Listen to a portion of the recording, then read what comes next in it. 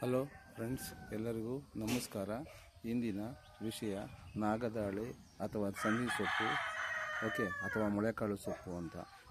ನಾನು ತೋರಿಸುವ ಗಿಡ ನೋಡಿ, ಇದು ಮೊಳೆಕಾಳು ಸೊಪ್ಪು ಅಂತ ಕೆಲವರು ಕಡೆ ಕರೀತಾರೆ, ಸನ್ನಿ ಸೊಪ್ಪು ಅಂತ ಕರೀತಾರೆ, ಹಾಗೂ ನಾಗದಾಳಿ ಸೊಪ್ಪು ಗಿಡ ಅಂತ ಕರೀತಾರೆ.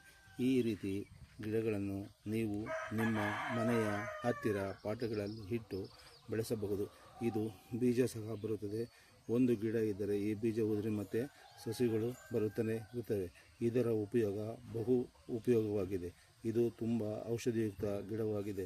ಈ ಗಿಡಗಳನ್ನು ಮನೆಯ ಹತ್ತಿರ ಇಟ್ಟುಕೊಂಡರೆ ನಾಗರ ಹಾವುಗಳು ಬರುವುದಿಲ್ಲ ಈ ವಾಸನೆಗೆ. ಅಲ್ಲದೆ ಈ ಸೊಪ್ಪನ್ನು ಇಂದಿನ ಕಾಲದಲ್ಲಿ ಅಂದರೆ ಮಕ್ಕಳನ್ನು ಹಾಡಿದ ತಾಯಿಯರಿಗೆ ಈ ಸನ್ನಿ ಸೇರಬಾರದೆಂದು ಈ ಸೊಪ್ಪನ್ನು ತಿನ್ನಿಸುತ್ತಿದ್ದರು. ಈ ಸೊಪ್ಪನ್ನು ಸಹ ಕಿವಿಯಲ್ಲಿ ಇಡುತ್ತಿದ್ದರು.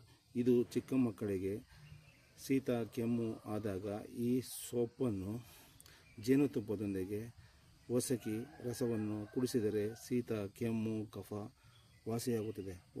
ಈ ರೀತಿಯಾಗಿ ಈ ಸೊಪ್ಪು ತುಂಬ ಉಪಯುಕ್ತ ಗಿಡವಾಗಿದೆ.